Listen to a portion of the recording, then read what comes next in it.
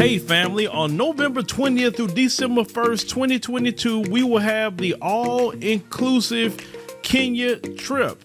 Now, a lot of times people have said, hey, Phil, when's the next trip we'd like to go? I want to see Africa for myself, but this is the time to go. Everything will be taken care of. All excursions are paid. You can do monthly payments. You know, they'll have safari and a 6-city tour. You will see Charlie Island, which is something that we did not see last time on the tour. This tour will be 12 days instead of 7 days. So make sure to secure your place on the trip by going to www.wbsvs.com, make your deposit, and then you can start making your payments, and we'll see you in Kenya. How you doing? How you doing, Kira? I'm great. I just wanted to say, when it comes to Biden, I think he is a terrible president overall. You know, he's forced a lot of people to go back to work and endangered them with COVID, and now he's declaring it as almost as if it's over, and people are still dying from this illness. I just, in my opinion, uh, when it comes to the crisis, I think Trump handled it better, and that's sad to say because he was a terrible president in my opinion. I didn't think that it could get any worse, and then we got Biden coming through, and he was actually worse. He doesn't keep his campaign promises, and anything that he has absolutely said in light of black people has been a lie. There's been no criminal justice reform. All we get from the Democrats is thoughts and prayers, and I'm just sick of that. I'm sick of that there never being any money put into the black community. And if we put Trump and Biden against each other, in my opinion, black people got more out of Donald Trump. And that's just me being honest about what was taking place between the two different presidencies.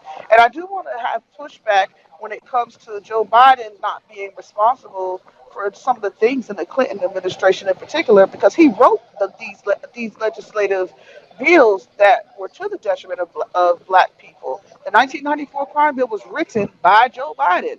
So I don't know why black people thought that they were going to get anything out of this man. I mean, we could go even beyond the 1994 crime bill. In the 80s, he wrote legislation that was anti-black then when it came to black people. So I don't understand why so many were able to just kneel down and vote for this man when he didn't never in all of the 4 decades he's been in office, he's never had anything for black people. Even Kamala Harris called him out about his anti-black agenda, and yet we still bent at the knee, and we're so tied to this party that does not do a damn thing for us. It just doesn't make sense to me.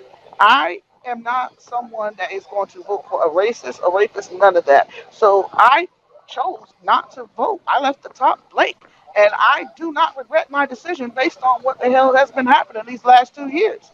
And I don't think anything positive is going to happen in the next two, because we all know presidents have to get what they're going to get done in the first 100 days when they have the strength of the Congress behind them. And if they don't do it in the first 100 days, it's not going to get done.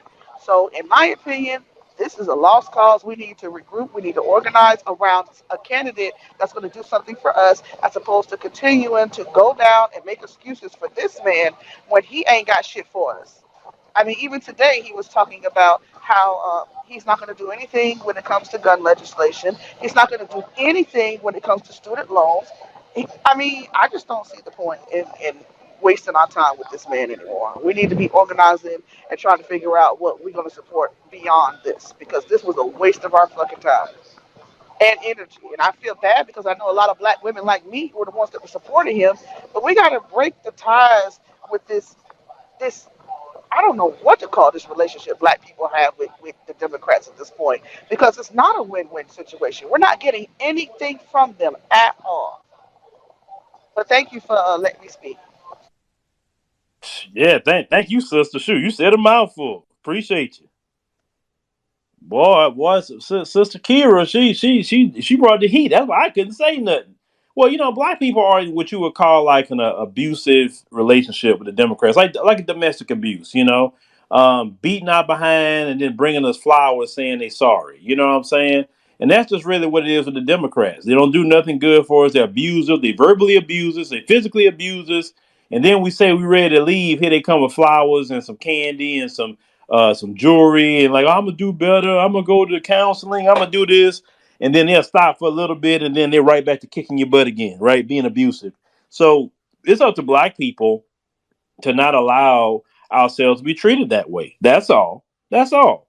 And we need to, like, she says she's a Black woman, and they heavily lean on Black women. Oh, Black women are backbone of the party, yet Black women don't run nothing in the party. Black women don't control nothing in the party. How are you gonna say somebody is a backbone of something and they don't run anything? You know what I'm saying? So now that Black women so strong. Oh boy, look at Black women.